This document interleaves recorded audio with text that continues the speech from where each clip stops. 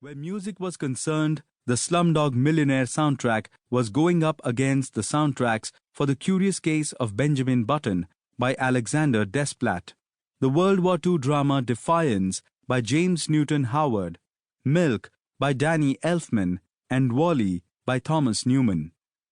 Meanwhile, for the Oscar for Best Original Song, Jai-Ho and Oh Saya formed a formidable alliance against Down to Earth from Wall-E, which was written by Peter Gabriel and Thomas Newman and performed by Gabriel.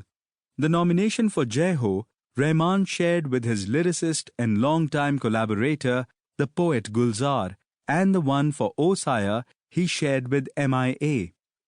It was a foregone conclusion to many people in India that Rahman was going to get at least one Oscar.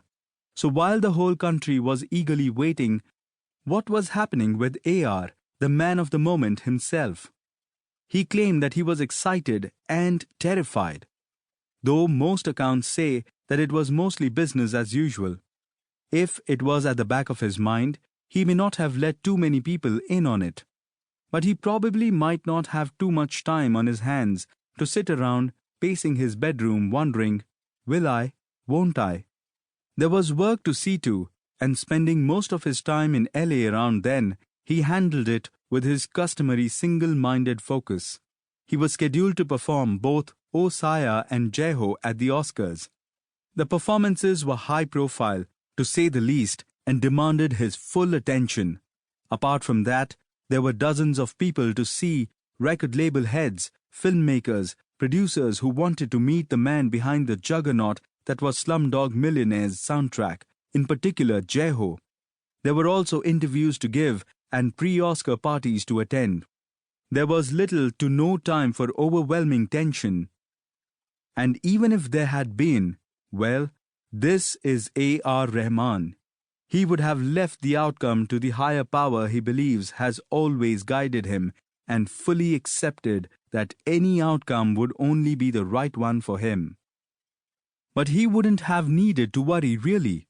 By then, Slumdog Millionaire was clearly the season's favorite and seemed almost certainly poised to win most, if not all, of the awards it was nominated for, the musical ones especially. Earlier that year, the film had clocked a cool 7 wins at the BAFTA Awards, out of the total 11 it was nominated for, and it had won all 4 awards it was nominated for at the Golden Globes. The film routinely won Best Picture, Best Director, Best Adapted Screenplay, Best Cinematography, Best Editing, and Best Sound. Slumdog's soundtrack had received the BAFTA for Best Original Music. The British equivalent of the Oscars does not have a separate category for songs, and the Golden Globe for Best Original Score, though curiously none of its songs received nominations in the Best Original Song category. So to many, it seemed only a matter of time before AR nabbed the biggest prize of all in the world of cinema. And nab it he did, in style. The 81st Academy Awards ceremony commenced at 5:30 p.m. at the Kodak Theatre, today known as the Dolby Theatre, in the Hollywood and Highland Center complex on Hollywood Boulevard and Highland Avenue. AR arrived at the venue with Saira and Karima Begum. For the red carpet, the publicity blitz that takes place outside of the auditorium before the presentation ceremony, the swirl of photographs and interviews, he wore a black Lanvin tuxedo with a light pistachio green tie, though he would change into a black sherwani designed by Sabyasachi Mukherjee for the rest of the evening.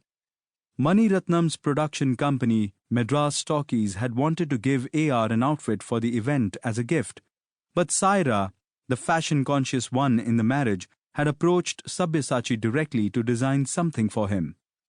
Australian actor Hugh Jackman hosted the Academy Awards and opened the night by saying, "The Academy loves to salute range, ladies and gentlemen, something that it is often panned for not doing." The show was a departure from the Oscar ceremonies that came before, including the previous year's show, which garnered very mixed reviews and earned the lowest viewership for an Oscar telecast since the figures began to be recorded.